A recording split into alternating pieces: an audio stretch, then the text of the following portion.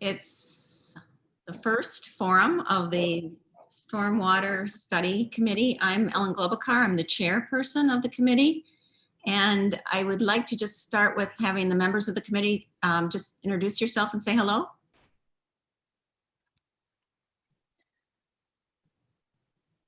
Hi, everybody. I'm Ed Schwartz. That's me. Hi, I'm Haya Berman Hakim, Greystone. I'm Julie Abrams, Trent Street. Nice to see everybody here. Thank you for coming.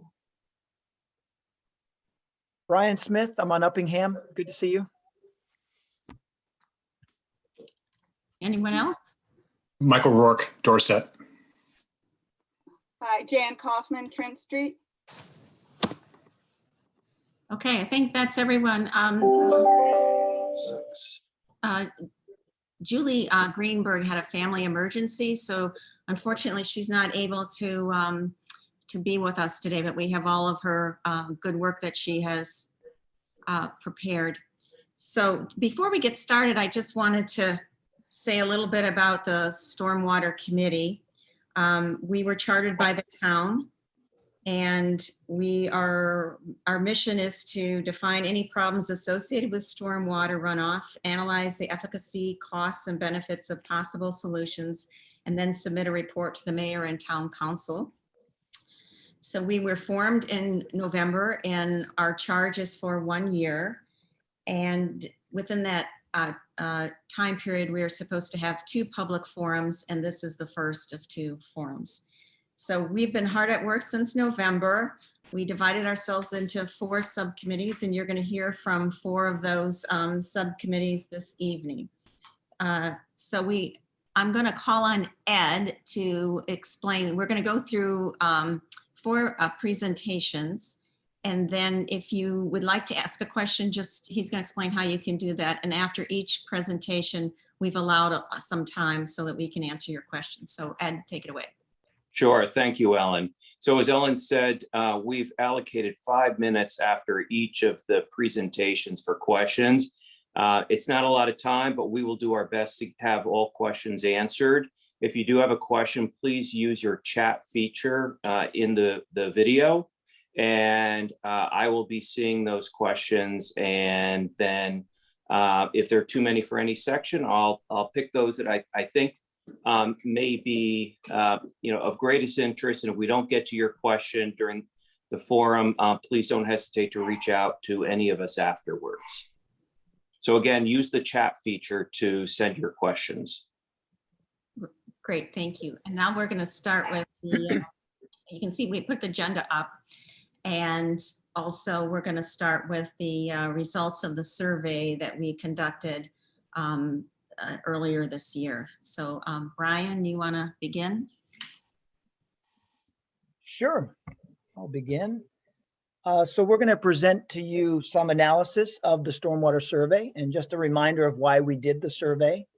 It was to get a better understanding of the residents and homeowners' views and perceptions about stormwater runoff issues. How important is the issue to you? How does it affect you? How much money are you spending on resolving issues? And all of that was to inform, of course, the recommendations that the committee will be making. So what did we do? We opened the survey from basically the beginning of February to the end of March. We initially had online only, and then to get some additional respondents, we circulated a hard copy to those who had not responded by sort of the middle of March. We only allowed 1 response per house.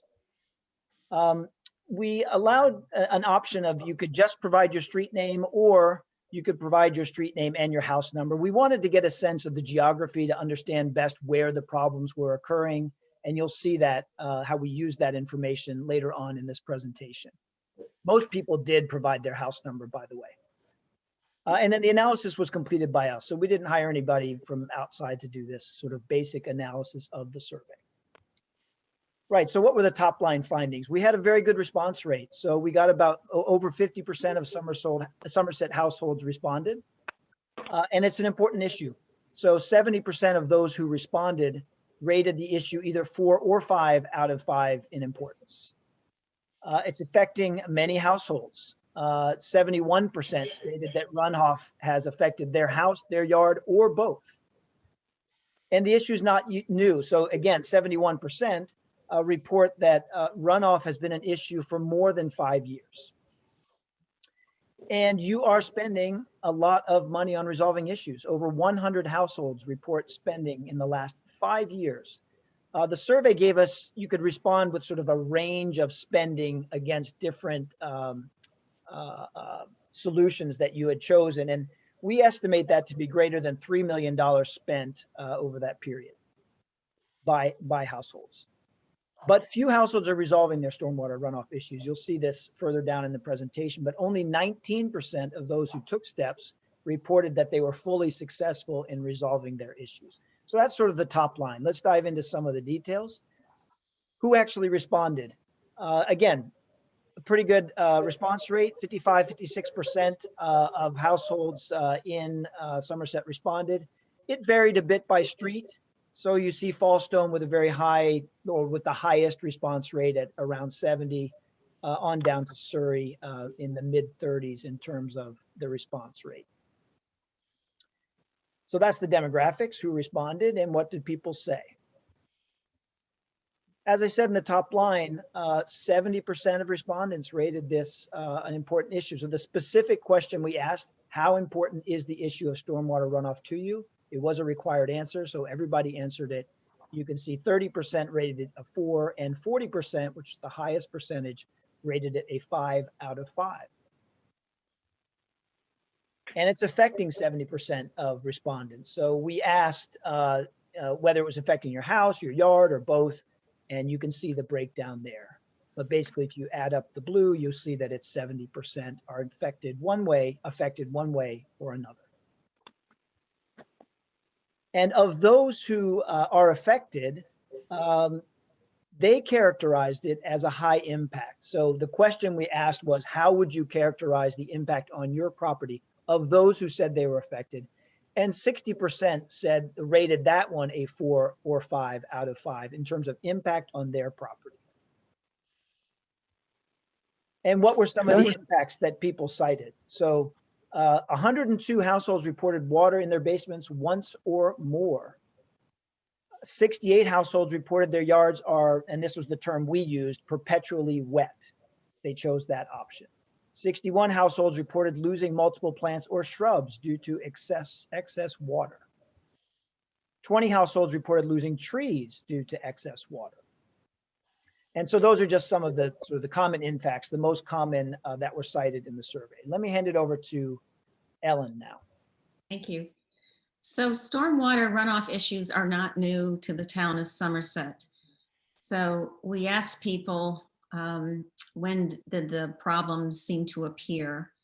And 39% said it's always been a problem.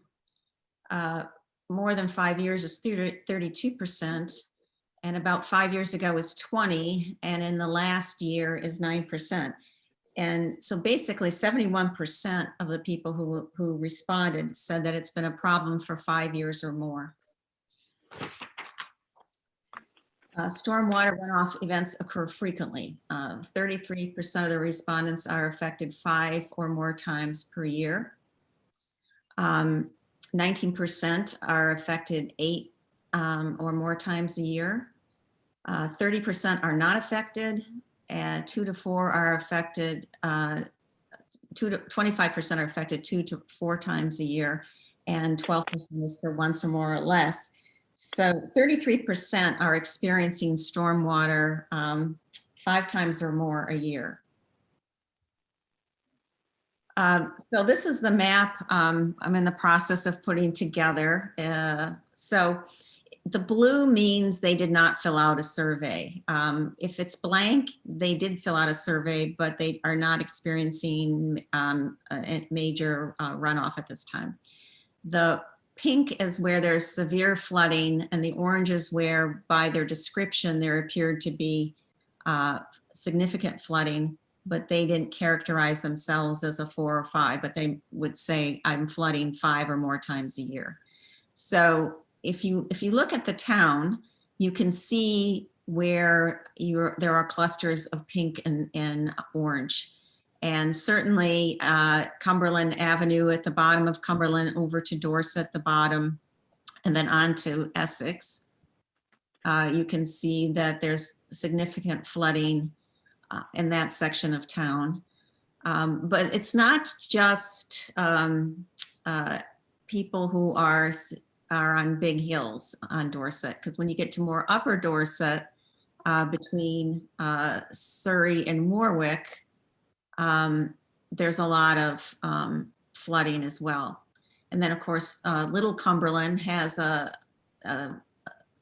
was identified as significant flooding. It's not a large number of homes, but they're experiencing it there. And as we look, what's interesting as I looked at the map is that it's not just streets, but it's streets connected to other streets. At the bottom of there you go, down there, which is the bottom of Trent. And then I think it's going up, I'm trying to see what the street is. I think it's up to go up Uppingham a little bit. Whoops, there you go. And then if you continue up Trent Street up to the Circle, you'll see up higher up there, and then you see a group of houses over there. And then I'm trying to think, I think that's sort of what I found were the most significant. Do you see anything else, Brian, that I missed?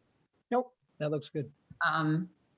So we're going to put the other responses on the map too, because I'm doing one with kind of greens and yellows, which show where there are not significant issues. And what's interesting to me, it does seem to be very much in areas where there's hills, but areas that border parkland do not seem to have any flooding for the most part, which I found interesting.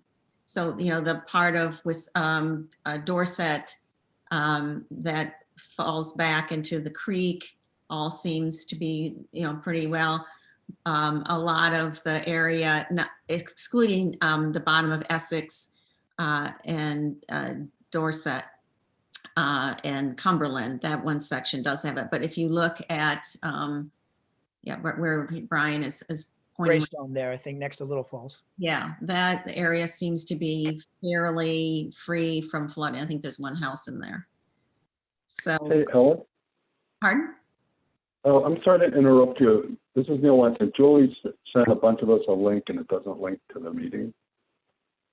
Okay. It's just the Zoom, but it links to Gmail, and that goes off to nowhere. Is Jan?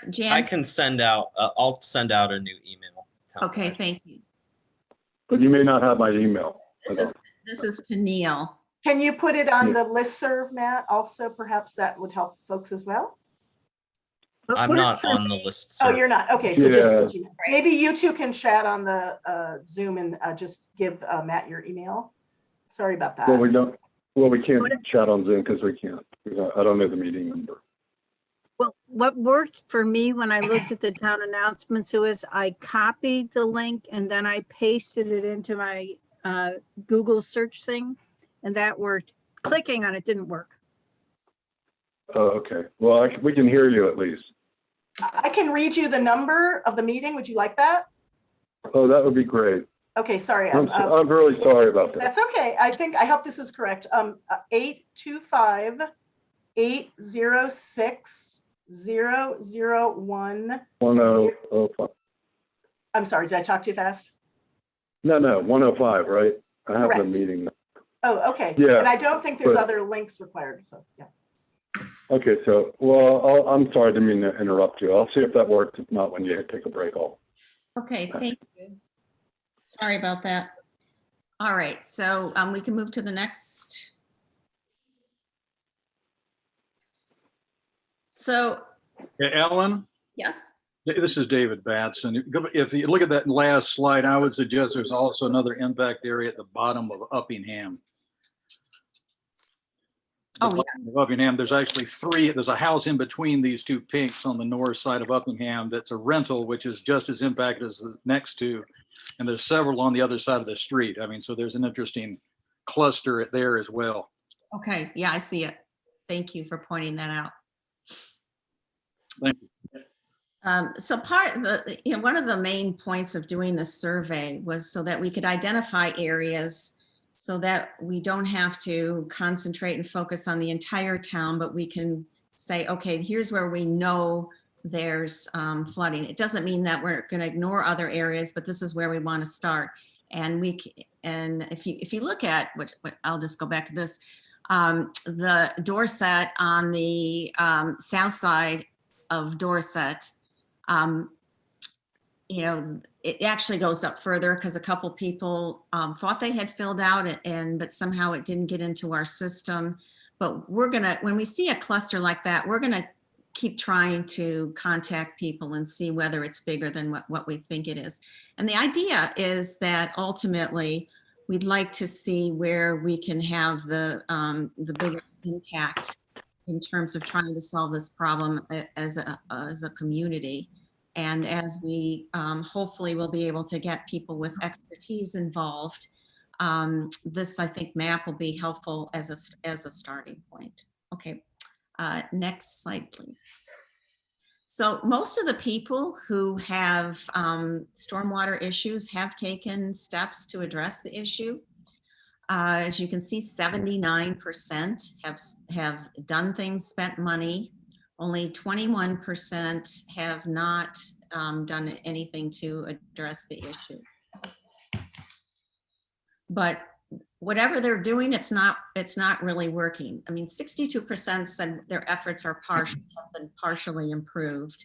19% have had no improvement, and 19% have actually solved the problem.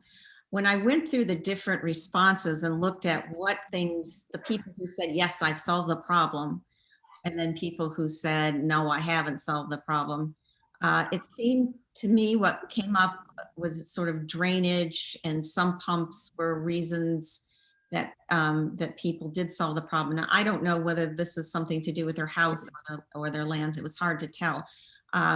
But a lot of people, as Brian will go into, spent a lot of money on landscaping. And for people who had severe issues, it did not seem to solve their problem. So it's not because of inaction or lack of spending money that we aren't solving the problem. People are trying. It's just that whatever they're doing isn't working. And one of the things we think is happening is that you can do certain things, but you're affected by everybody uphill or the next neighbor behind you, above you, whatever. And so until we look at where is this water coming, how is it coming, individual property owners are probably not going to solve the problem. Okay, this is you, right?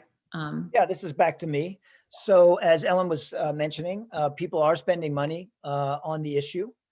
And so again, we asked over a range, so we don't have exact figures on what people have spent, but this gives you an indication of the estimated spending by houses that reported spending. And there were 116 who did report spending. So at the lower end, 47 had spent between 2,500 and 10,000. But then at the upper end, you've got 25 houses who spent more than $40,000 trying to address issues in the last 5 years.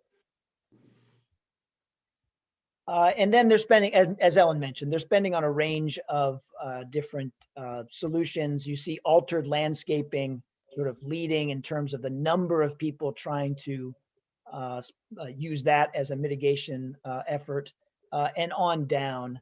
And so where you see the sort of the right-hand side of each cluster there is where people are spending more than $20,000. So about 7 or 8 houses spending more than $20,000 on altering their landscapes, 5 or 6 on drains, berms, and swales, and so on. So it's just a lot of different things that people are trying to resolve their issues. And then we asked, and this was asked of everyone, whether you, no matter how you rated the issue, or whether it was affecting you, we asked whether people believe that stormwater runoff was affecting their property values. And we see quite a lot of sort of yeses and maybes. So that's over 2/3 who are saying either yes or maybe that stormwater issues are affecting their home's value. And I think this is back to you, Ellen, for the last, I think it's the last 2 slides here. Yeah, hold on 1 second. Okay, so we asked people what they thought were the main causes of stormwater.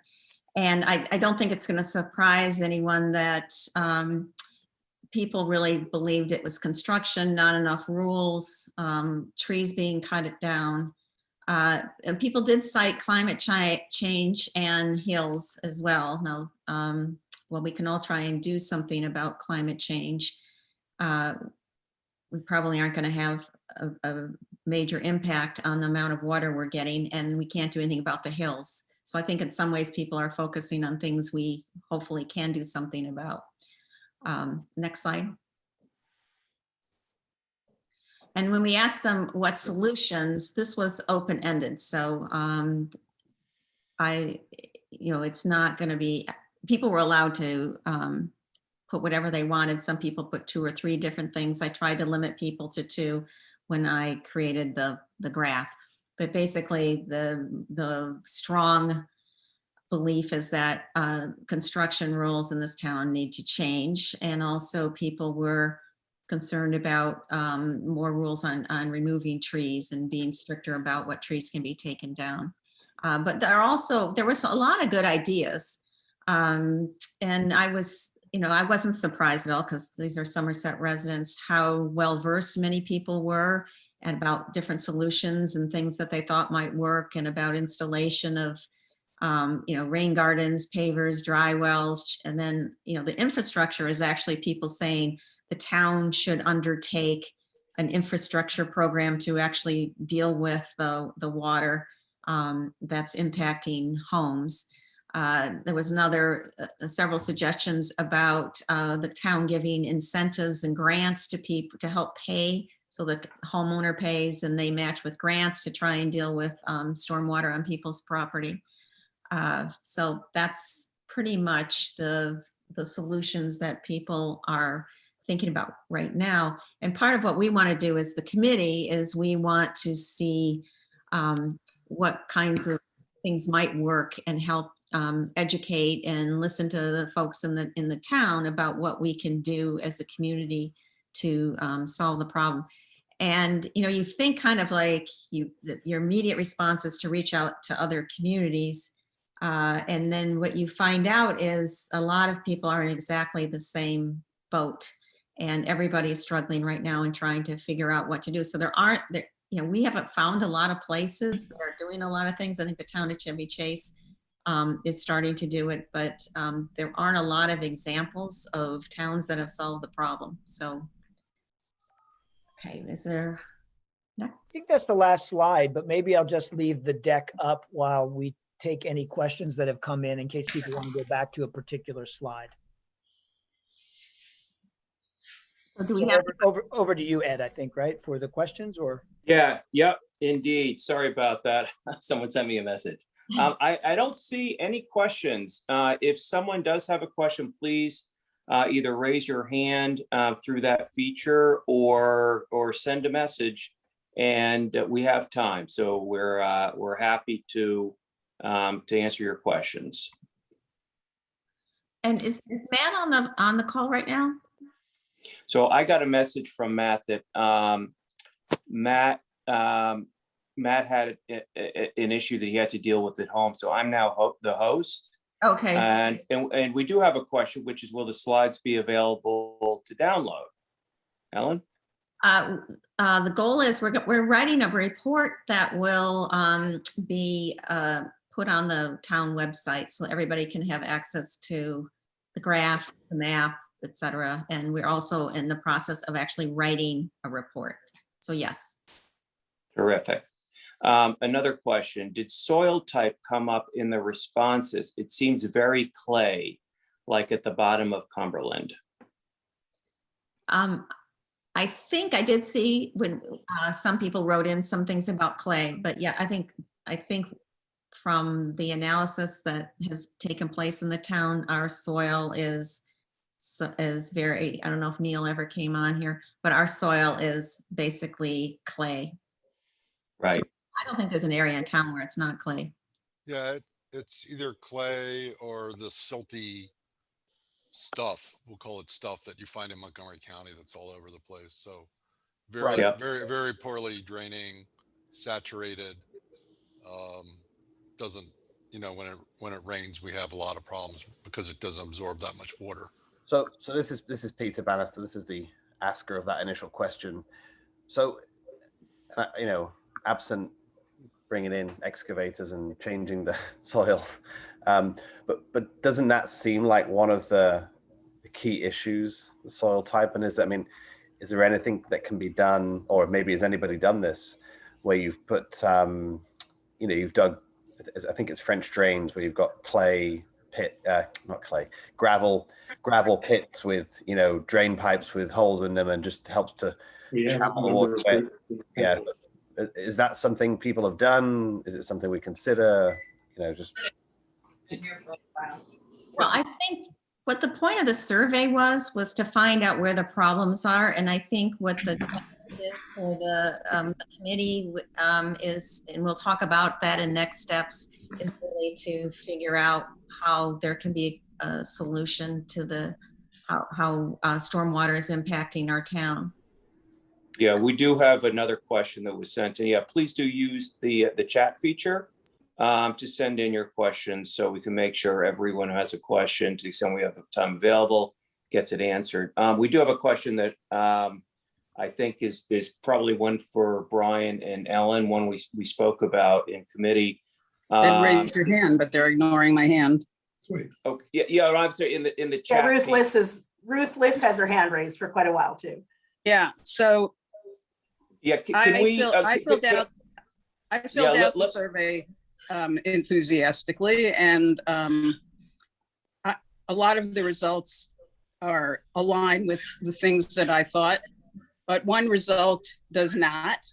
And I'll tell you from a personal experience that more rules is not going to help, because I just had a contractor come here for a specific purpose, and he said, I won't even do anything in this town because there's always a rule that prevents me from doing what I need to do. Oh, okay. So that's one thing, but enforcing the rules that exist already would be a good start. Okay, all right, thank you. We did have a question that came in through the chat that does relate to the survey. I'm sorry, Ed, can you just ask people if they're not speaking to mute? That would be helpful, please. Thank you. Yep. So we had a question come in the chat that relates to the survey. Thanks all. Did you find any correlation between problem clusters and new construction? I think it's a question for Ellen and Brian. That's a very good question. And while we have not laid construction on top of where we see the clusters, I would say the answer for the most part is no. If you look at what's going on Dorset and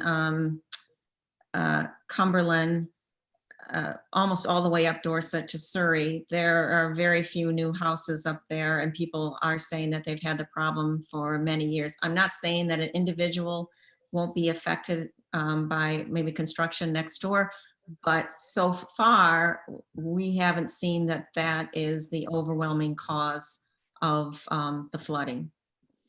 But we will be looking at where there were permits and construction and see if there's any kind of correlation. But just anecdotally, I haven't seen it. Brian? Yeah, I would agree with that. And we do just now have the data on all the new constructions. You'll see some of that when Julie Abrams makes her presentation related to tree removal and new construction. But my sense of it is the same as Ellen's right now. But we will do that analysis, and we can do that with the map that Ellen has put together.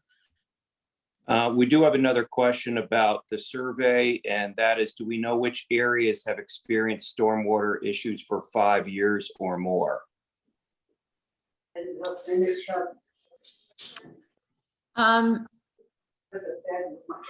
Well, we could run that crosstab and then mark that. I'm still getting the people who have no problems on, but yes. It's not us per se. And a lot of A lot of people have it outside. I'm sorry? A thought to take into consideration in looking at the idea of 5 years or more. Lower Uppingham has always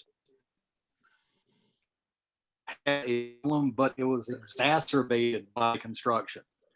So the concept of whether or not there was construction that actually created a problem or whether or not there was always a problem are two different things. They can't be mutually exclusive.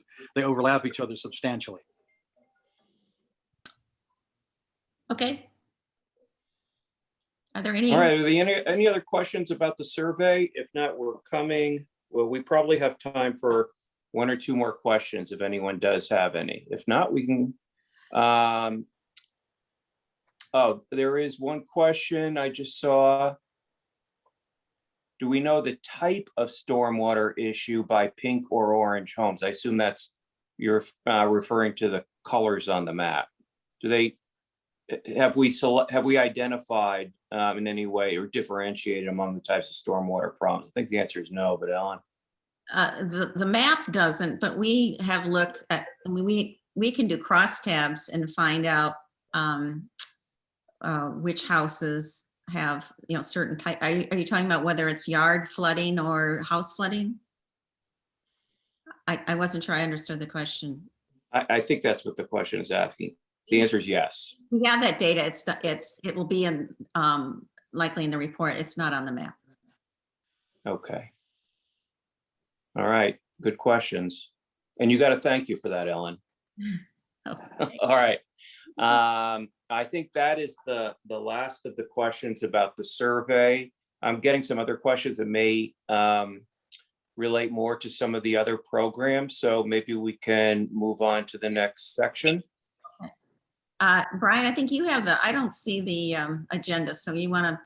Yeah, we're doing great on time. I think Ed's got it, but we're passing off to Julie now. And I think, Julie, you're going to share your screen, right? Julie Abrams. Yep.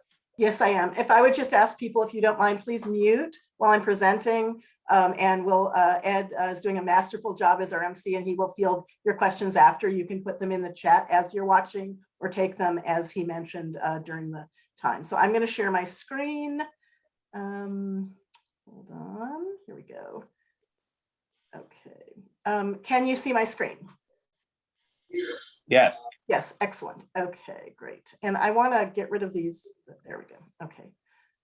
Okay, so we're shifting gears somewhat. Of course, the topic is stormwater. Can you hear me as well? Yeah, we hear you, Julie. Perfect. Okay, so now we're going to talk about trees of Somerset, and in particular, how two aspects of trees. The first is how trees help address stormwater, and then some information and analysis about removal of trees in Somerset. And our time frame for all of this information I'm presenting is all of the years 2010 through 2020 plus up through April 2021. So really nearly 11 and a half years. And I will touch upon this issue of construction because I know that's of a great interest to folks as well. So, so just to say, it's not your imagination. Rainfall frequency and intensity are very much increasing. I think you all know that, but it is very real. And that is an issue well bigger than Somerset, unfortunately. And as you can see from this graph over the last century, rain is very much above normal, both the frequency of it and the intensity. And that is, of course, exacerbating many of our stormwater problems.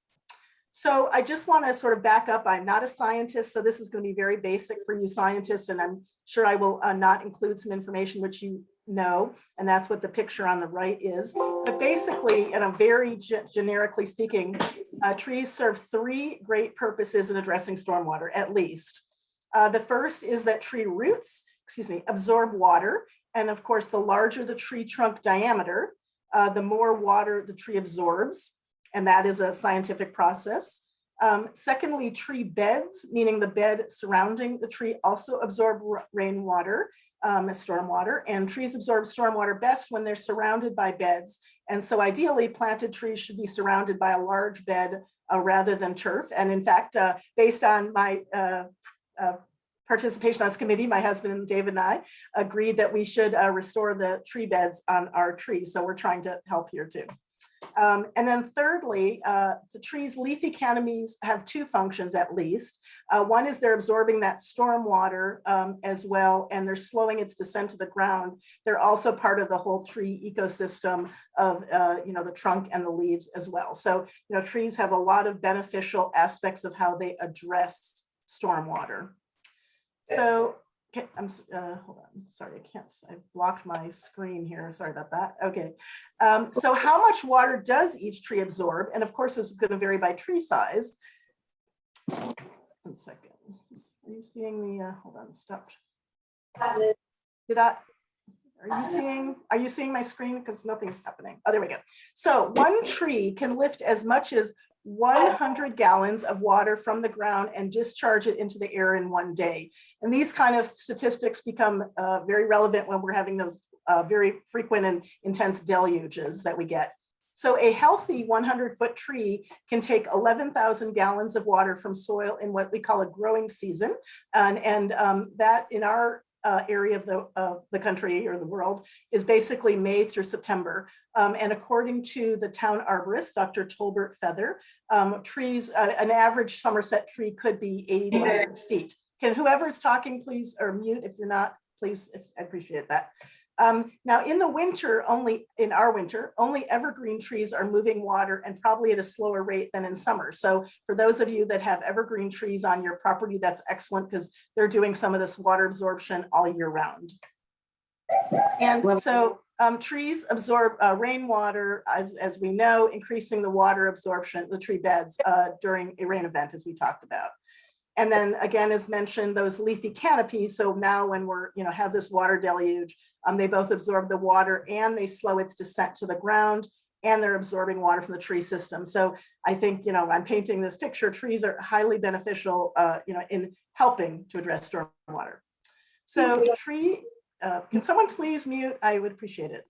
Thank you.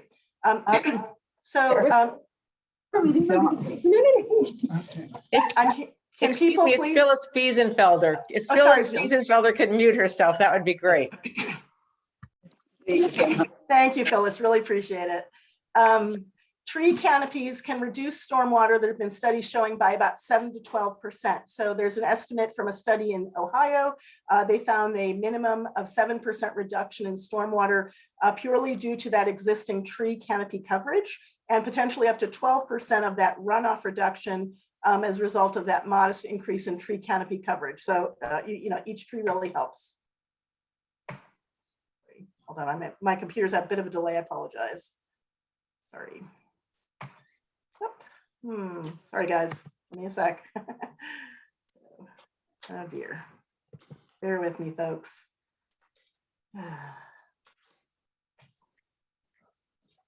Okay, you're still seeing the same slide. Yep. Yeah. Okay, here we go. So, but one concerning point, given all the benefits of the tree canopy, is that the Somerset tree canopy has actually declined. And again, the canopy is that overlay of the leaves, above the trees, has declined from about approximately 68% in 2009 to about 57% in 2018. In that bottom right corner, there's a really cool website that you can actually determine and visualize your canopy with ArcGIS technology, but we couldn't quite get it to specify for Somerset, so we have to do with this graph. But basically, bottom line is we have less canopy, which for all the reasons I've mentioned is not good in terms of doing everything we can to help address stormwater and of course other benefits to the environment. So, question, and this is rhetorical, I don't mean for you to answer at this time, is how many trees are there in Somerset? So town trees, which are very well cataloged, they're tagged, they're labeled, they're very well known about by the town. There are approximately, according to our town arborist, 1,000 trees. Someone can please mute again, please. Yeah, Phyllis or somebody.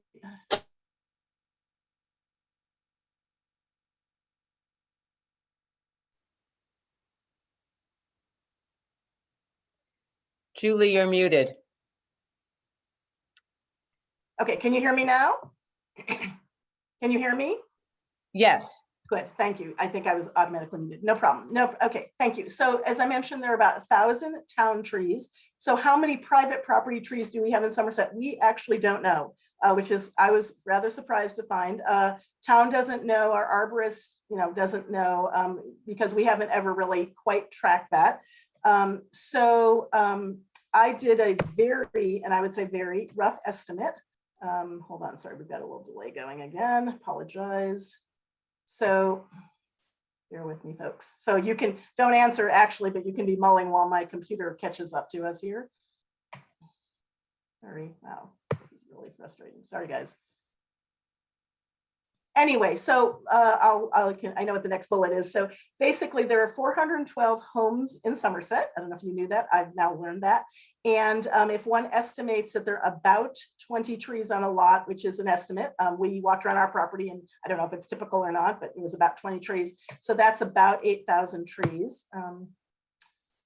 Brian, I don't know, I hope this isn't continuing to happen because I may have to have someone else run my screen for me. Maybe if you, sometimes if you just click right on your presentation and then try to do your down arrow, it might work. Okay, very good. So yep. Our rough estimate, thank you. So again, as I mentioned, about 412 homes in Somerset, actually exactly. The 20 trees is really our estimate. This is not methodical or anything. And so that's about 8,000 private property trees. And by that, we do mean that excluding town trees on private home lots. So for example, closest to the street on our home front lawn, there are 2 town trees, beautiful flowering cherry trees. So those wouldn't be included in that number. So what are the Somerset tree inventory, this number, this 8,000 and the 1,000 guesstimate, implications for stormwater management? So it turns out, and I'm sure that's not surprising to any of you, there are what I call unavoidable tree removals, which occur every year. And those are due to several factors. One is the tree dies either wholly 100% or sometimes 50%, 75%, disease as well. A tree can also be hazardous to people or property. It can be too near, leaning onto the house. It could be endangering, cars where they park, that kind of thing. And then they can also be hazardous to utilities infrastructure, such as electric power lines. So there are times there is a certain amount of natural tree removal that really is we can't avoid. And just so folks know, and maybe you know this, our town arborist has to approve every tree removal and give the reason, rationale, and that kind of thing. So that's the data we were using for this. So every tree does help to absorb stormwater, as I mentioned. So we do want as many trees in Somerset as possible. So I'm going to talk now about some of the reasons for the loss. And one of them we've mentioned about construction. So about over this period of 2010 through currently, about 20% of the trees lost were due to new construction. We counted, getting data from the town, about 33 new constructions during this, again, 2010 to currently. And those are really new constructions. That does exclude, say, renovations, additions, more minor type of home improvements, that kind of thing. We have that data, and we're going to double check for our final report to make sure we didn't miss any tree removals for those reasons. And as I mentioned, 21%, so about a fifth, of the tree loss was due to new construction. However, it was quite interesting and frankly surprised us on the committee that 68% of those trees removed for new construction have been classified by our town arborists as not healthy, meaning it wasn't just, they weren't all perfect, pristine trees. Obviously, some of them were, but a number of them were not. So again, it's kind of like it is the cycle of life that there are tree removals, but they're pretty steadily happening every year. To date, from this time frame that we looked at, there have been 1,129 trees removed in Somerset. We know which species and that kind of thing. So that's really about 100 per year. And so just in terms of broadly the reasons, as you can see in this graph, and this is by year, the new construction, meaning the tree got a permit because it was construction, is the blue, which is the minority numerically of the trees. And then other reasons that I mentioned, dead tree, disease, hazard, et cetera, were for other reasons. And so, regardless of what we do in our best intentions, some trees are going to have to be removed, unfortunately. And this data is both town trees and private trees. Hey, So- Julie, let me, Yeah. there's one question about the last slide. If you Okay. Go back to that. and How do I know- go back on this? I'm not sure. Hold on. Okay, well, No, I can do it. I can do it. Yeah. This one? Okay, This one? yeah, the Yeah. question is whether that is a net loss of trees. It's a great question. This is gross. Okay, so these, and I'm actually going to address that. So I don't know who asked, but a super question. So this is gross loss, meaning these were only the trees removed without which ones were replanted. On what I'll and so we didn't do an analysis, frankly, because doing this was plenty of analysis. But just I'll jump ahead just to answer your question, which is the town keeps very accurate records of its plantings of town trees, what species, when, et cetera. In terms of what's replanted on private property, there are privately owned trees, excuse me, or trees owned by the people on the private property. That is not information we actually track very well or have readily available. So it is a gross, not a net number. However, and I'll come to this in a minute, but I mean, basically our sense is that probably we are on net losing trees. We don't, again, have all of that information, but back to when, if you remember, recall that I showed the canopy decrease, that's, further evidence of probably on net, we are losing trees. So I hope that answers the question. So moving on. So as back to that specific question, so certain tree removals are required by the town to be replaced, but the town we're not necessarily methodically tracking it. So there isn't always the follow through to know. People do need to post money for a bond and they get the money back if they plant the tree and show evidence of that, but there's not a system in place that we always track that. And actually that bond issuance isn't a specific budget line item for the town. So it's not like we can always easily track that. So, later on we'll talk about recommendations, but that may be the kind of thing that one could look at. So this graph shows that of new construction tree removal where there was a commitment saying, you are supposed to replace it, 75% of the new construction tree removals were supposed to be replaced and 25% not. Now, obviously, if you're replacing an older mature tree with a sapling or a younger new tree, even if it's the same species, that has less stormwater absorptive capacity. So a separate analysis we did was looking, we wanted to see in terms of patterns, and this somewhat relates to some of the findings that Ellen showed on her map, but we wanted to find out, looking per street in Somerset, were the tree removals per street roughly approximate to the number of homes, or were there sort of pockets where there was greater loss of trees? And again, this is gross, not net, meaning loss without checking for replantings. So this shows each of these is a street, as you can see. The blue is the percent of those 412 homes of Somerset and what percent of those homes are on each of these streets. And then the red columns show what percent of all of the tree removals, and this is over this 11.5-year period, of course, took place on those streets as well. And so if you just sort of big picture look at this graph of the red and blue lines, very broadly, it's reasonably proportionate. It's not like one street had all the tree losses and some had nothing. So, that I thought was interesting. The green dotted circles are 4 streets where there actually was higher proportion of the number of tree removals on that street, just purely as a percent compared to the number of homes. And that's a very crude analysis, needless to say, but we're looking for those patterns, to harken back to that mapping look of clustering that I think we wanted to see. And so the streets where the percent of tree removals exceeded the percent of houses, so therefore the red bar was higher than the blue bar, was on Cumberland, on Dorset, on Essex, and then on the far right of the graph on Warwick. Hey, Julie, I just wanted to give you a heads up. We have a couple of good questions that we'll save until the end, but I just want to let you know so we hopefully will have time to answer those. Yeah. Okay, Very good. great. Okay, so anyway, so new tree plantings, as I mentioned, so again, because of that absorptive capacity, which has to do with the diameter of the tree trunk, the larger, older, but mature trees will have greater stormwater absorptive capacities. So new tree plantings, by definition, nobody replants a 100-foot tree, right? So tree planting data exists.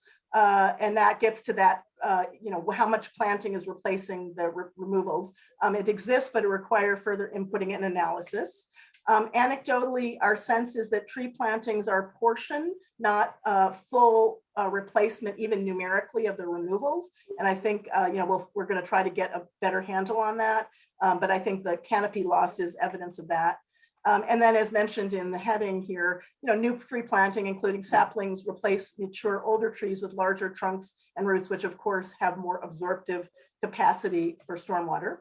And then, as I mentioned earlier in answer to that question, there's not a robust system by the town to ensure that all homeowners complete those tree replacements. However, I would note that the town tree plantings are quite well tracked.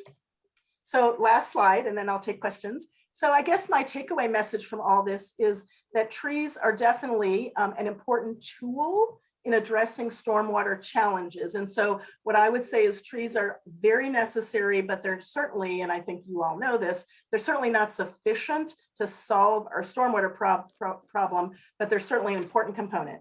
Now, Somerset, as we know, is a tree city. And trees, as I mentioned, are strongly beneficial in addressing but not solving stormwater issues. Trees are, of course, fantastic for the environment. That is a topic beyond the scope of stormwater, but there's numerous benefits for addressing climate change and for the environment. So they're certainly a positive, even beyond the stormwater issue that we're talking about tonight.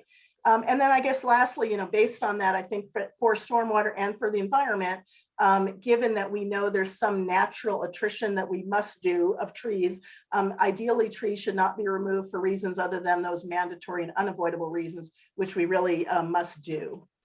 So I will stop there, and I'm happy to answer any questions. All right, Yeah. terrific. So we have a couple, as I said, about your presentation, which was fantastic. Thank you. Should I, excuse me, should I stop sharing or leave it up in case people have a question? I think you could I think you can leave it up. Okay.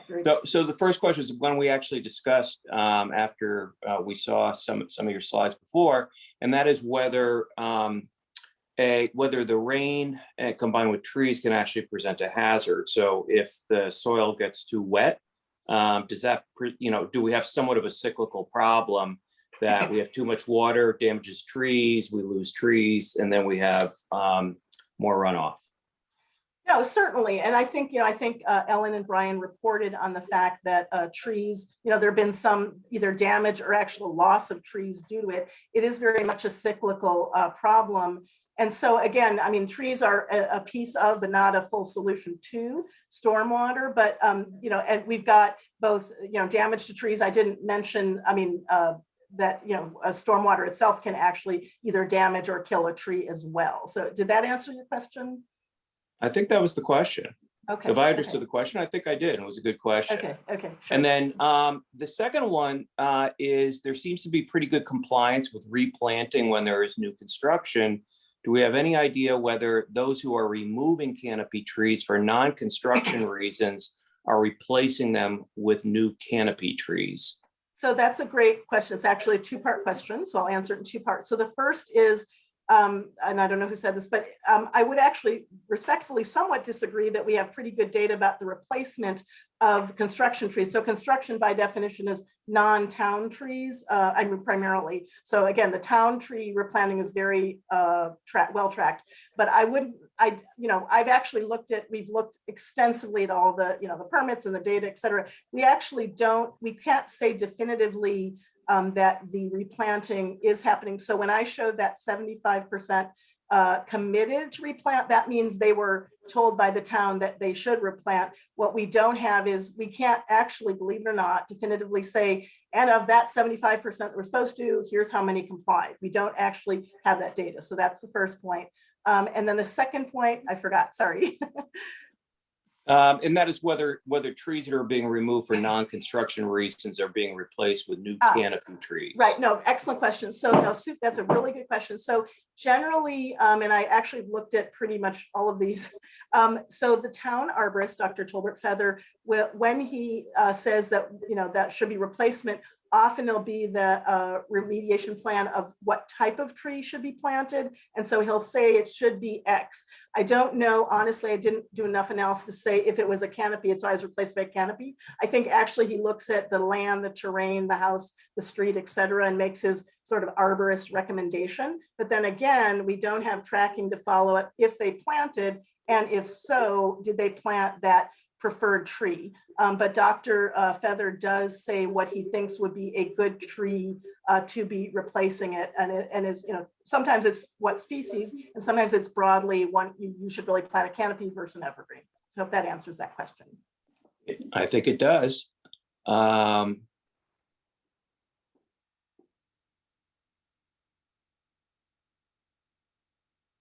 Yeah, someone points out that the town has been replanting under utility wires with small non-canopy trees as a policy. And Yes, yeah, so- I think we all remember when that change Yeah, occurred. so just so you know, because I mean, I've looked through all these permits and town journals of 11 and a half years of town journals. So Pepco, as we all know, you know, did ask us to remove quite a number of trees, but then there was quite extensive replanting as well. I mean, I know personally we've had in our house at least far fewer power outages, so I'm actually, you know, I think that worked. I don't know, quite honestly, and we could find out if this is important, if Dr. Feather was consulted or if, you know, Pepco said, hey, here's trees, and you know, or town council folks, we know. I don't think we want to get into that level of detail, but I think that's an important point. But there were, just so you know, records of these were replanted due to the Pepco tree removals. And, you know, I don't know, I know Dr. Feather is generally involved with any tree decisions, but I don't know the details. So sorry about that, whoever. All right. Okay, I think we're going to move on now to construction. Thank you, everybody.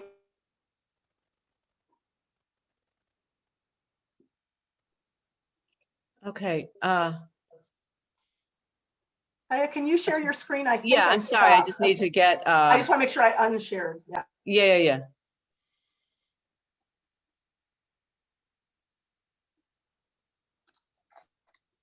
Okay, here we go.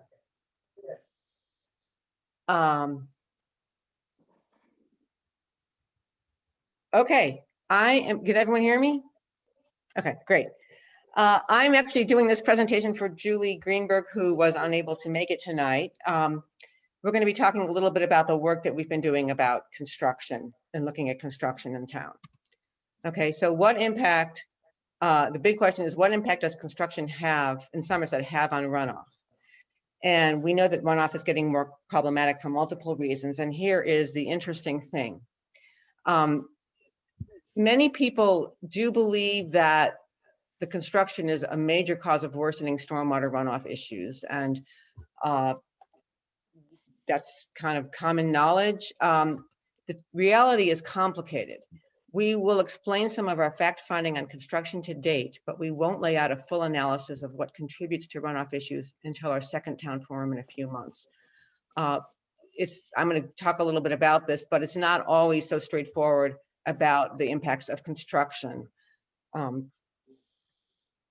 Let's talk a little bit about what's going on with construction. I'm going to talk about impervious surfaces. So impervious surfaces are an important factor in stormwater runoff. And an impervious surface is just a surface that the water cannot go down into. And some examples of impervious surfaces include not just driveways and walkways and patios, but also rooftops. So even obviously your roof does not absorb water, so that water has to go somewhere. Okay. There are ways to manage stormwater runoff from impervious surfaces. So just because a new house or any house has extra impervious surfaces does not mean that the stormwater coming off of that property is worse, because there are things that you can do to manage the runoff. So we talk about something called green infrastructure, which is these projects that can control the stormwater. Some examples of these are dry wells, and I know not everyone knows what that is, but it's like a underground cavity that kind of it'll collect a lot of rainwater and then it slowly releases it when the rain is over. So that can keep the water from running off and down the street or onto someone else's property. Permeable pavers, we're going to look at that in a minute. rain gardens, conservation landscapes, and then rain barrels and green roofs, which green roofs, I don't know of any in Somerset, but that is a cool thing. So we're going to talk about these a little bit more in the next topic, but right now I just want to mention that there are ways to do that. And we're investigating the impacts of construction. So we're trying to figure out, we've done a lot of calculations to see how much water is coming off of an old property versus when, what it looks like when it's reconstructed. There's a lot of variables. We tend to focus, let me just read this. When we think of construction and associated runoff, we tend to focus on construction of new homes, but even relatively small construction projects can increase impervious surface. So that's an interesting point. There's a lot of different variables. We decided to do a comprehensive review of building permits in Somerset to educate ourselves about the scope and scale of construction projects. So this is an interesting chart here. It's a pie chart of, this includes all of the properties in Somerset. The 41% shows, this is, I'm sorry, since from 2000 to 2020, the development in Somerset. 41% of the houses had nothing done to them. That's the blue here. The rest of this pie chart represents the square feet of addition or construction that was done on the remaining households, which is 60% of the town.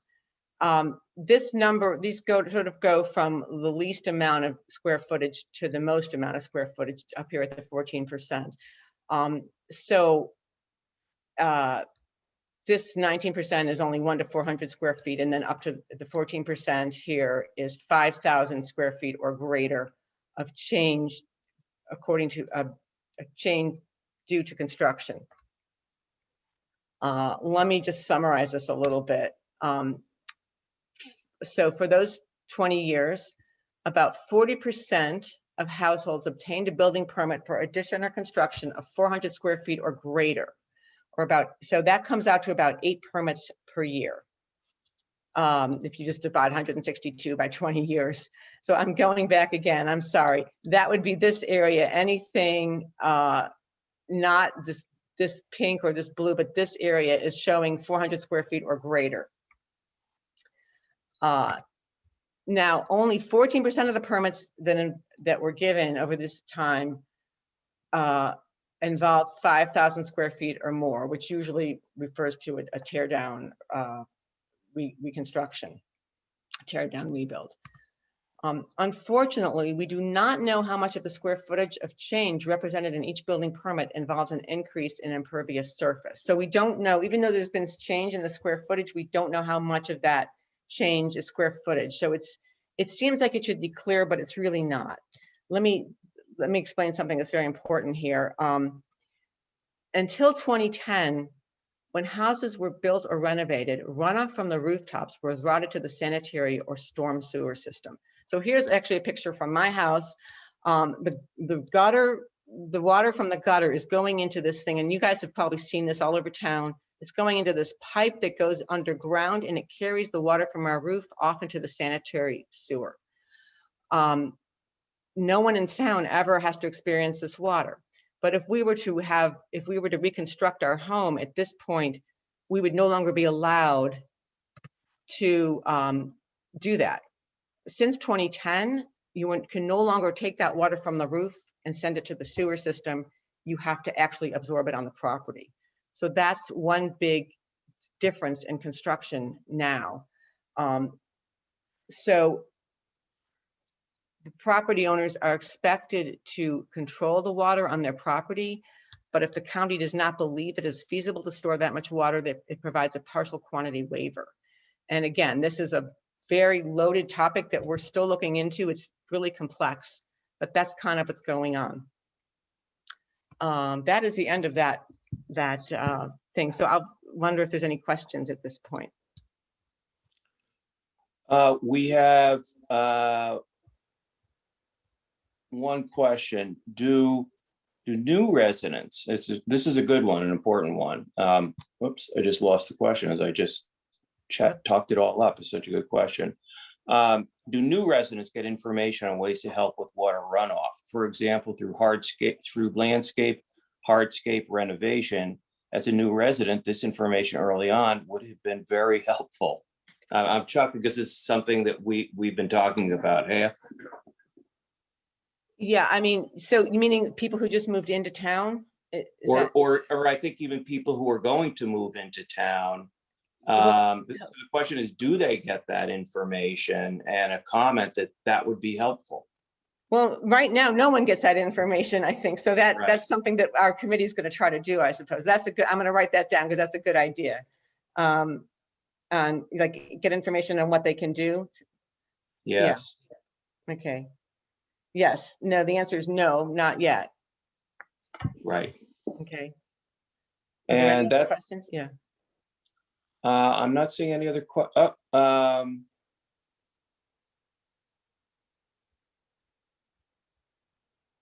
Oh, well, yeah, hey, so someone has asked, is it possible to take a look at a recently installed previous driveway, permeable driveway or walkway in town? So someone wants to know where can they find examples of permeable driveways or walkways?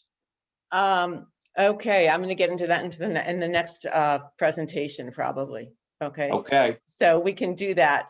We'll talk about that. And there are some examples there, but I can certainly offline also give them examples or see if people want to, because we know where they are, and we can tell people. All right, terrific. And last question, I think we have time for one more. Does your analysis differentiate between new construction and renovation?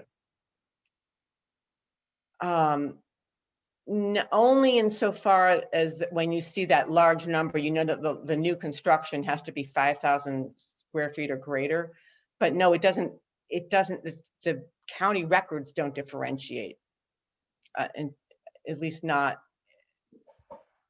in the, how can I say that? The database doesn't differentiate. I suppose if you go and look at the details, you'll figure it out, but it's not easy to find that information. Okay, I think that was a lot. Was there something else? If not, I think that was the last question. Okay. Okay. All right. So we're on to Rainscapes, and it looks like you're still up. I'm still up. So that was sort of Julie Greenberg's presentation, and now this is sort of what I was going to do. So let me go back. I got it. Whoops, I have to share my screen, and I'm doing this wrong. Whoops. Hang on.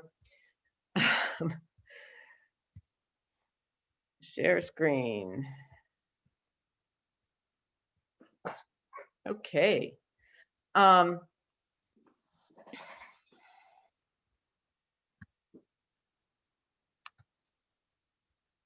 right. Just get rid of, let me minimize this just 1 second, everyone. Okay, great. Okay, I'm going to talk about Rainscapes, and I'm about to explain what that is. So we did have a question on this just a minute ago. What can we do to, the problem is just really complex. There's more rains now, there's tear downs and rebuilds, there's a lot of construction, but it seems like it's going to come down to individuals to try, or at least a lot of it, to try to help with this situation with the stormwater. And there are various things we can do on our own property to help, and that's what I want to talk about now. And just as kind of goes without saying, but it doesn't just impact our neighbors, it also impacts the environment. And that's why, for example, we no longer can send the water from our roofs into the storm sewer. We need to actually try to keep the water on our property. The committee has researched measures that we can take on our own lots to mitigate impacts to both our neighbors and the environment. There's a range of green infrastructure available to collect stormwater runoff, and that's what we're going to talk about here. So Rainscapes is a Montgomery County program. It falls under the Department of Environmental Protection, and it is a program that provides technical assistance to property owners who want to control stormwater on their property by installing, for example, rain or conservation gardens, permeable pavers, other green infrastructure. I'm going to talk about this a little bit.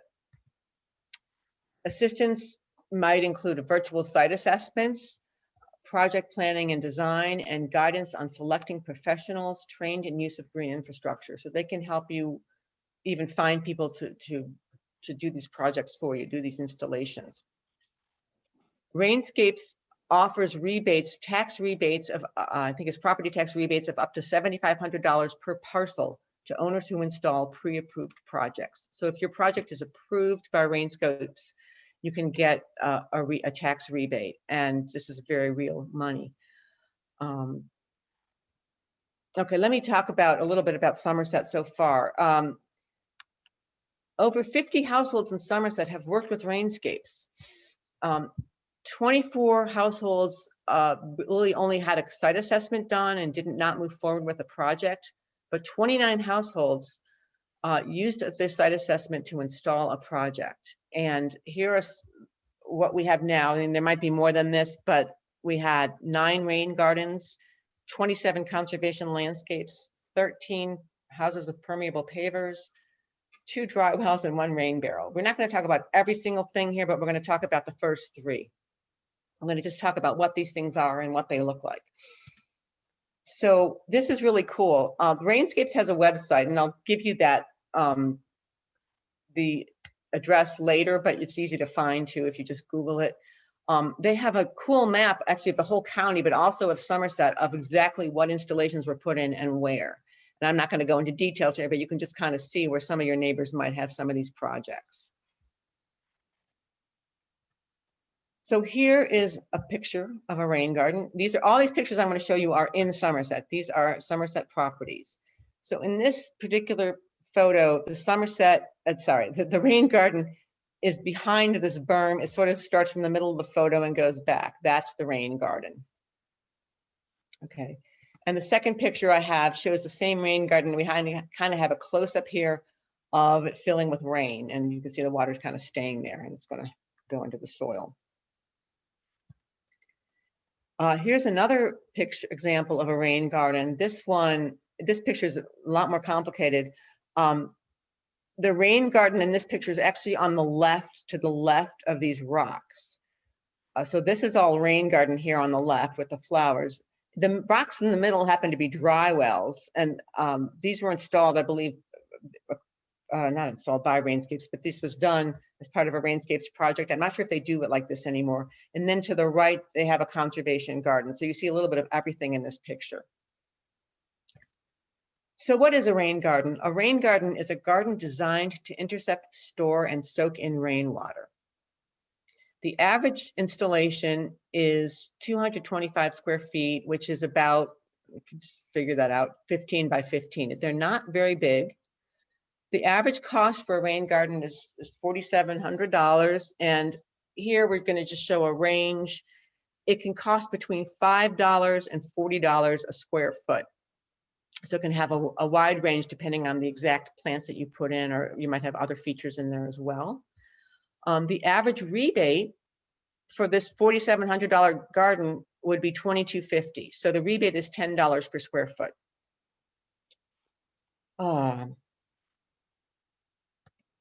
Here are some comments from Somerset residents about their rain gardens, and I'm just going to read it.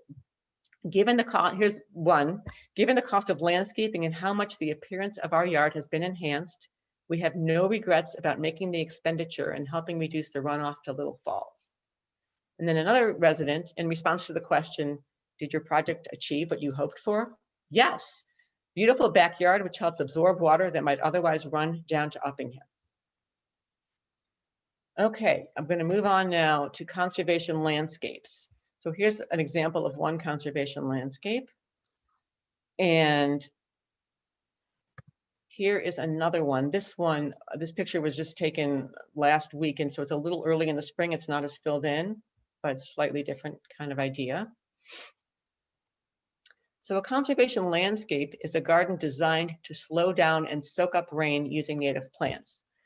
So it's similar to a rain garden, but it's not as specialized. It's not as good as a rain garden, so to speak, but you can do, it's easier to install, it's less expensive. And the average installation is actually 4 times the size of the rain garden. The average here is 900 square feet, about 30 by 30. And the cost of conservation landscapes are lower per square foot, but they're bigger, so they might cost a little more. The average cost of is $8,600, and the average rebate might be about half that, $49.50, a little over half. So the rebate is between $5 and $6 a square foot. I'm going to have a slide that's going to summarize all of this, and this will be included. You guys will be able to get to this later too. Here are some conservation landscape comments. I am very happy with the project. I think it looks good and is good for the environment. Of course, it doesn't look like a formal garden. It's a bit more wild looking. Over time, some plants have had to be changed after seeing how they did in the location. And here's another resident. Putting in the garden was well worth it in the end, with decreased runoff, beauty, and more insects and birds. We also put in a water feature which the birds adore. Okay. All right, finally, we're going to talk about permeable pavers. Here is one picture of permeable pavers in Somerset. There's some other driveways that look exactly the same. They were done by the same company. Permeable pavers means pavement that is designed to intercept and store stormwater. I'm sorry. The average installation is about 475 square feet, which is about 19 by 25. It's like a driveway. And the average cost, this is more expensive than the gardens. It's about $16,000. And it can range from $20 to $50 per square foot. The average rebate is $6,650. So it's $14 per square foot is the rebate. And just to compare, so this is an expensive option, but if you were going to, like, if you had to put in a new driveway anyway, if you were going to put in a concrete driveway, the average driveway costs between $8 to $18 a square foot. So it's, you know, this size would be between $3,800 to $8,550. And you would also, I'm not saying this very well. I meant to say this first. The Rainscape website notes that permeable pavers cost about 20% more than traditional concrete pavers. So if you put in the permeable pavers, it's going to cost a lot more, but you are going to get a rebate. And so in the end, it might only cost about 20% more, I guess is what I'm trying to say. Again, it depends on the type of driveway that you're going to put in exactly, but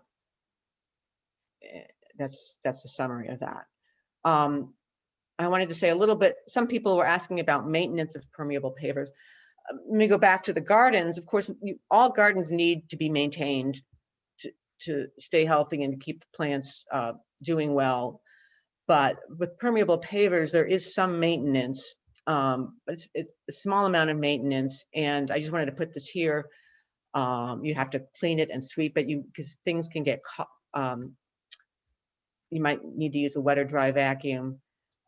There's a natural buildup of vegetation and sediment that can occur over time.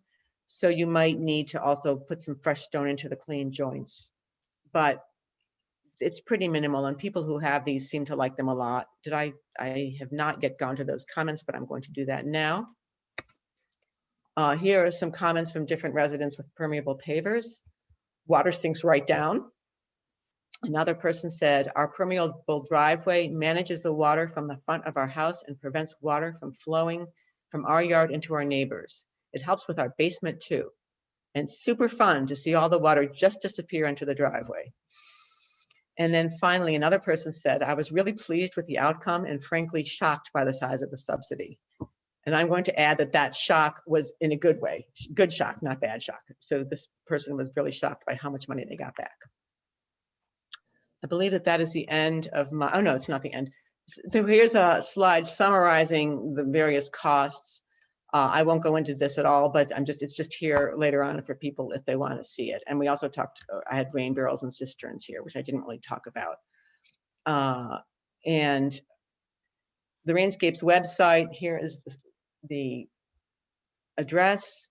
The website has a ton of information. Invariably, I would send someone there a question and they would respond like, here it is on the website. Like they answer almost everything you can think of.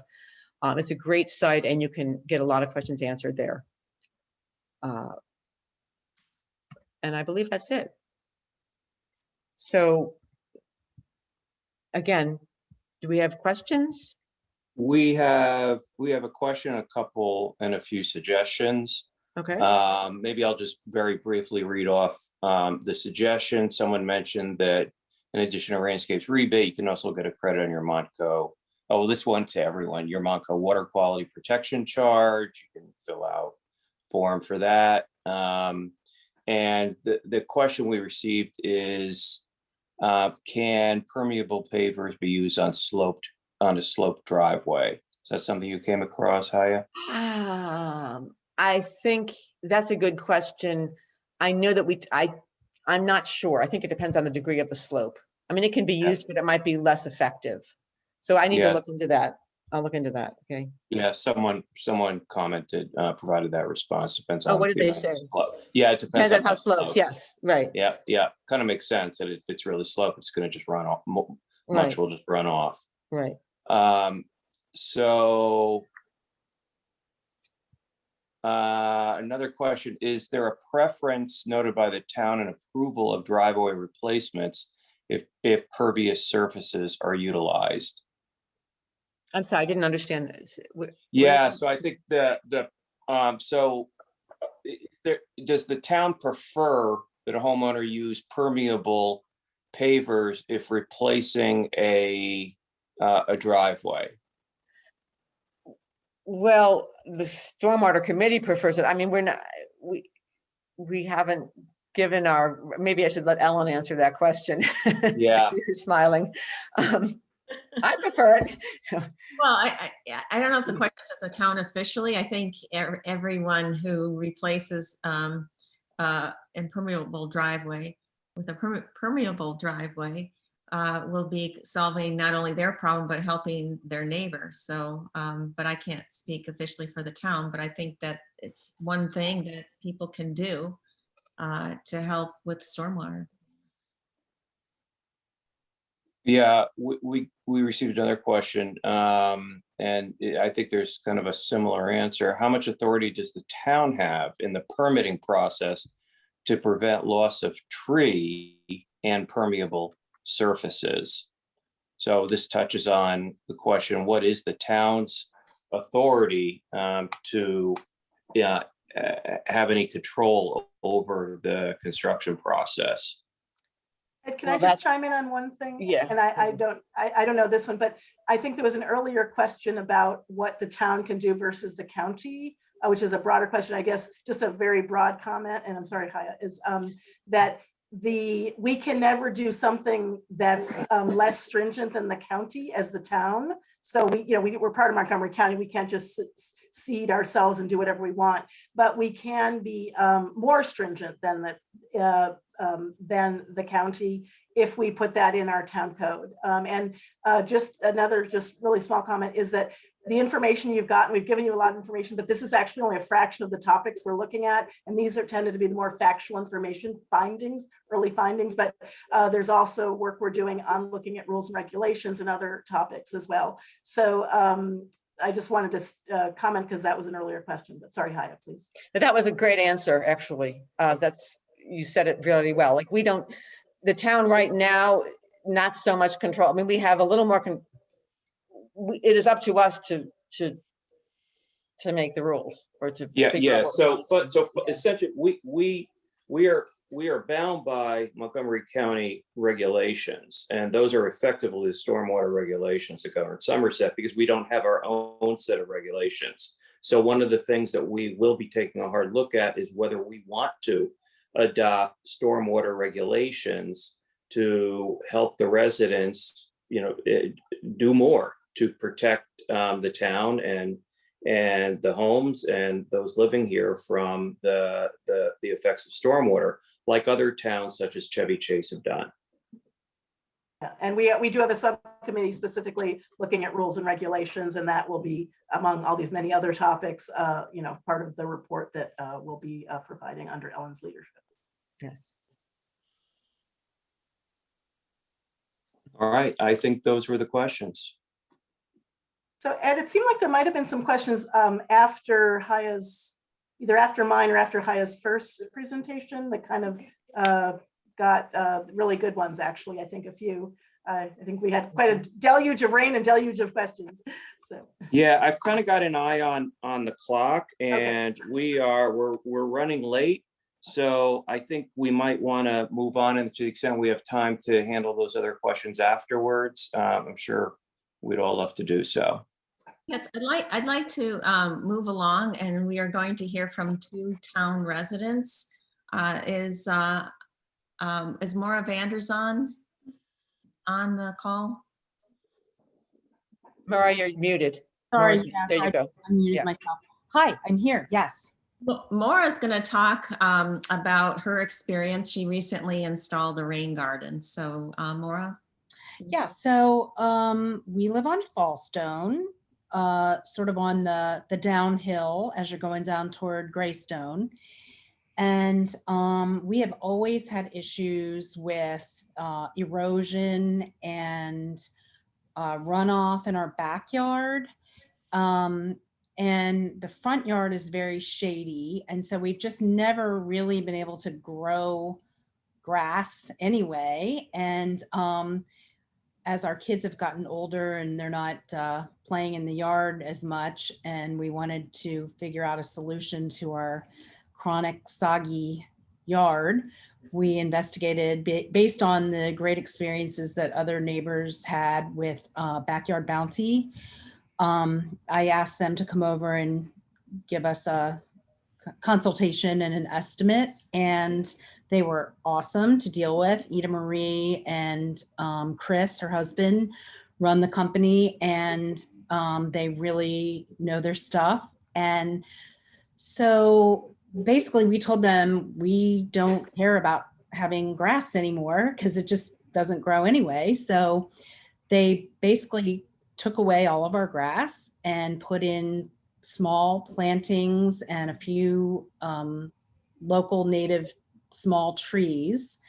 And this was in September timeframe, and a bunch of mulch. And almost immediately they built up parts of the yard in areas that were sort of sunken, and they put in some nice, rock footpaths and things like that. So everything looks very pretty, but almost immediately we noticed, particularly in our backyard and our side yard, that the wetness was almost immediately solved.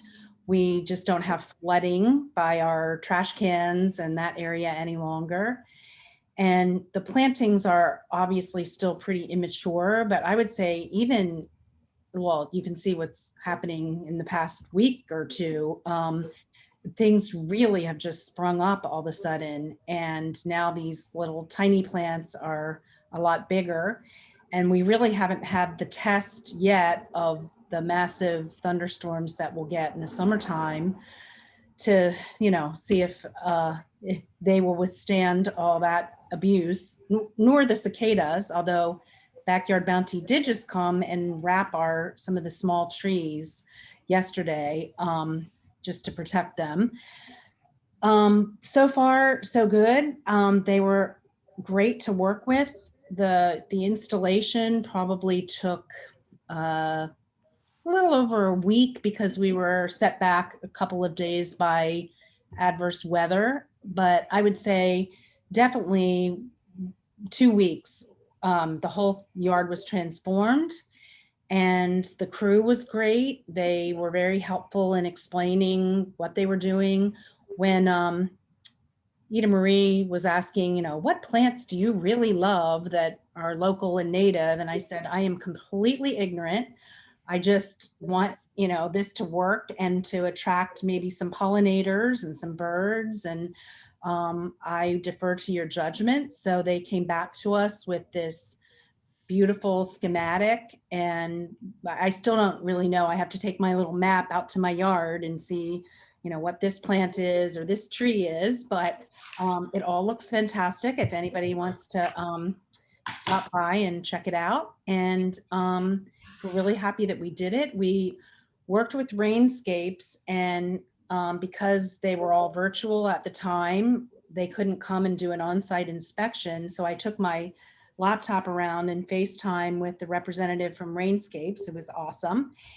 And I kind of showed her the problem areas, and she asked me if I could take a couple of videos of when we're having a storm or just after a storm to sort of show what's happening in the yard. And I had some very effective footage to show her. So it's 9 o'clock. We were we got the full $7,500 reimbursement from Rainscapes, which really made it nice because Backyard Bounty, you know, it was well worth the expense, but it was not inexpensive. But I highly recommend that company, and I'm sure there are others that do similar work, but just because we had been impressed with 5 or 6 neighbors whose yards we really admired, we decided to work with them, and we liked them personally. So far so good. I can obviously report back after the summertime and after we go through the storm cycle and see how things are holding up. But you know, I think we're really very pleased with the outcome. Why can't I hear anybody? We're spellbound. I couldn't hear Ellen. Were you saying something, Ellen? You're muted. Can you hear me now? Yeah, I can. Sorry. Thank you so much. That was very helpful. We're going to move on to Kathy, and there may be some questions if you can stay on from people afterwards. Kathy Bakar is going to talk about all of the many things that she has done. She's my uphill neighbor, so I have been witnessing many of them. We moved into Somerset about 34 years ago, so we've seen a lot of changes. And we knew at the time, we were very aware that we were moving. We live on the lower side of Dorset, just above Ellen. So I was aware we were moving in the path of water, which didn't really bother me. But I knew we had to make sure it didn't get to our house and that we could sort of direct it. So over the years, that's what we've done. We hired CAS engineers early on. I'm talking about probably 10, 15 years ago. They did elevations and showed us how to sort of create swales that would direct the water. We also wanted to make sure that our own water from our house was not contributing to the runoff that we were seeing from uphill, which is really quite extensive. And so we put in large dry wells. Everything we did larger than what they spec'd.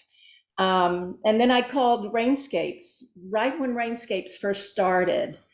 And they were wonderful and wonderful to work with. They came out and said we need, with the amount of water that was coming downhill, we needed a 350 square foot rain garden. And at the time we were doing a small addition on to the house, which is what I brought CAS in. We didn't have to because we have a half acre, so we were exempt from having to do the stormwater plan with that time with Montgomery County, but we brought them in anyway. So we had a contractor here. So we did I knew the land didn't perk well. You know, we did the test. We have very clay soil, but it did barely make it. You know, in 24-hour period, that's square foot hole, the water drained, but it just barely made it. So I knew we had a problem with the amount of water that comes downhill that we would see. So we dug it 8 feet and we replaced it with 8 feet of the biomaterial, which is a mixture of sand, topsoil, and leaf grow.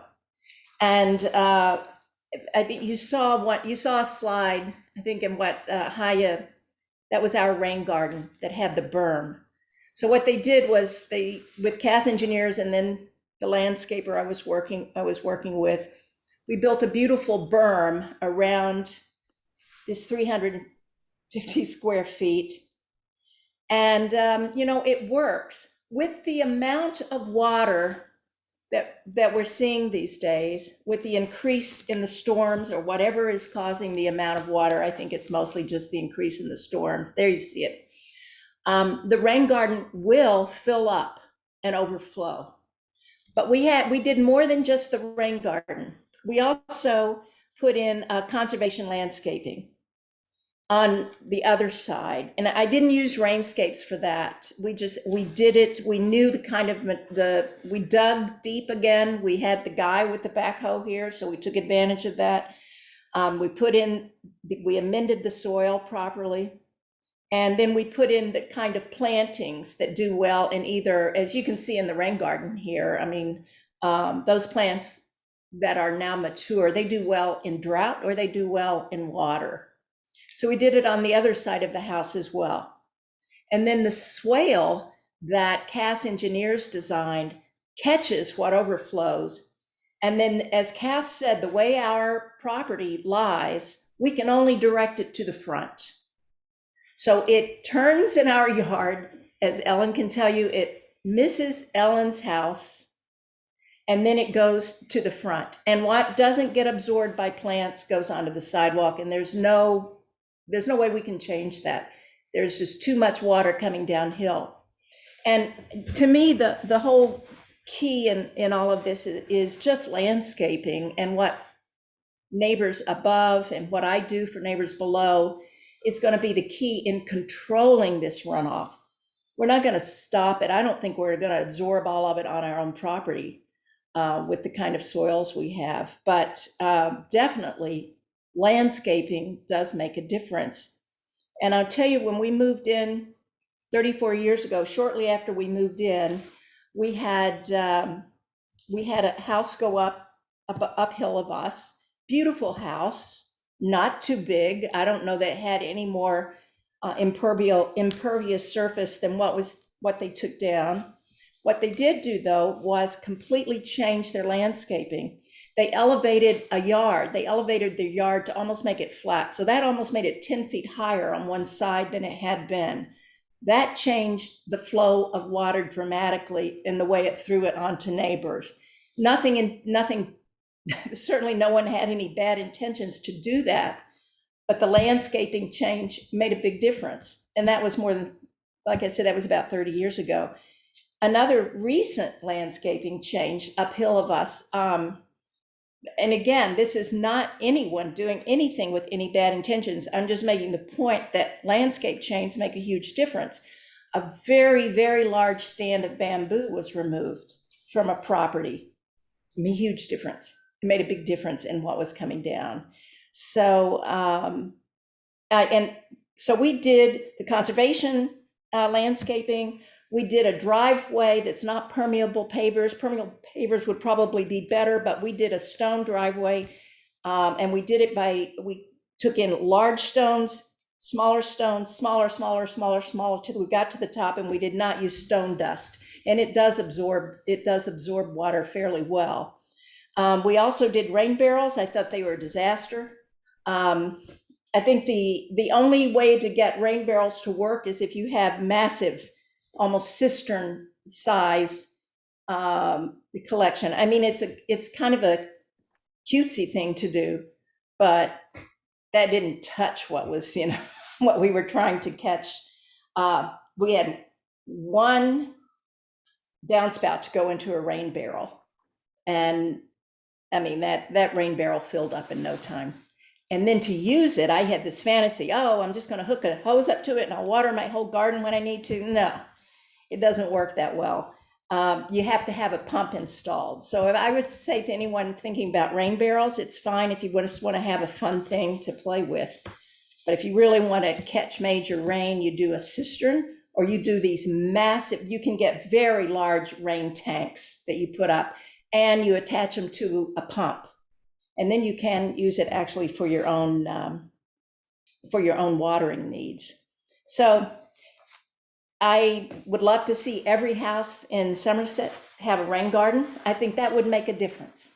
My little rain garden, or the 9 that are in Somerset alone, they're beautiful and they help.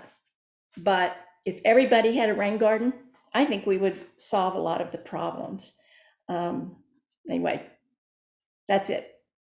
Thank you, Kathy. Do we have any questions for either Maura or Kathy? No, we do not. Okay, great. Okay, so now we're just going to talk about that. That's our presentation, but now I just want to say a few things about what the committee is going to be working on for the next several months. We're basically supposed to have our report and our findings by November. So I'd like to talk about the Stormwater Committee next steps.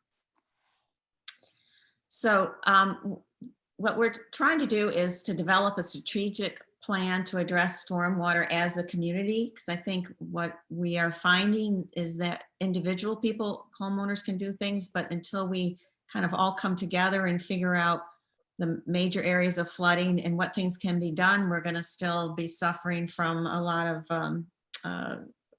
runoff in this town. We are going to be developing a resource guide. So you saw a lot of the things that Haya was presenting, but we're going to try and have a one-stop place where you can have all the contacts, the graphs that you saw today about what things cost, how long it takes, who installs them, how you get a rebate. We also are looking to have a day or a weekend where we have sort of a demonstration day where homeowners open up their yards and show people their rain gardens, their permeable pavers, can talk about them, anything else that is perhaps help solve their problem, and people can talk to them.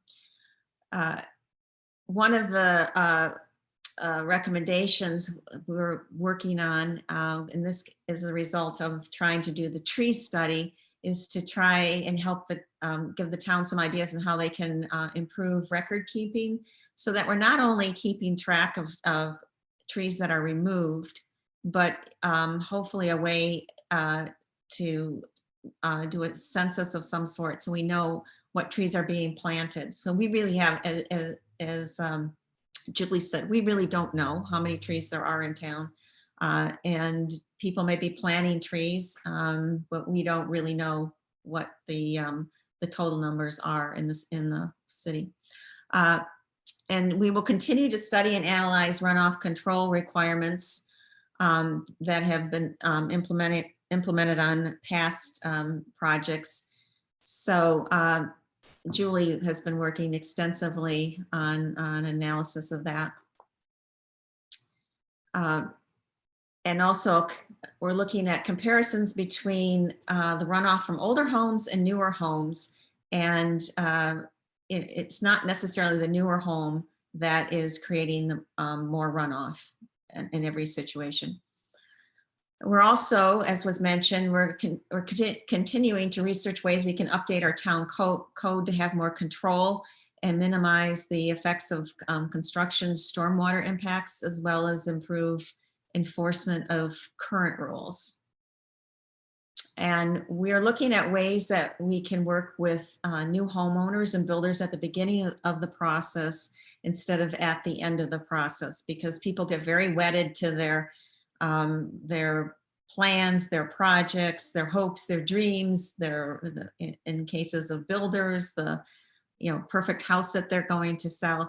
But we think that if the town can get in at the beginning and work with them, not as an adversary, but as someone helping them and help guide new homeowners and to explain the issues we have and what they might want to do and what rules they have to follow, we think ultimately we can prevent a lot of the problems that we've had in the past. So I think that's the last one. Anyway, thank you all for staying with us, and we hope to see you at the next forum, which we don't know when that will be. And if you have any feedback or questions or things maybe we didn't answer, there's a screen up right now where you can send the feedback to somersetStormwater@gmail.com, and we will try. And we'd love your comments, and if you have questions, we will try to get to those questions. So anyway, thank you. Thanks so much to the committee, and thanks to Julie Greenberg, because she did a lot of the work for tonight. Anyway, have a good evening. Bye all. Bye. Thanks everybody for coming. Thanks a lot. Have a great night. Thanks for joining us. Thank you very much. We appreciate that you attended.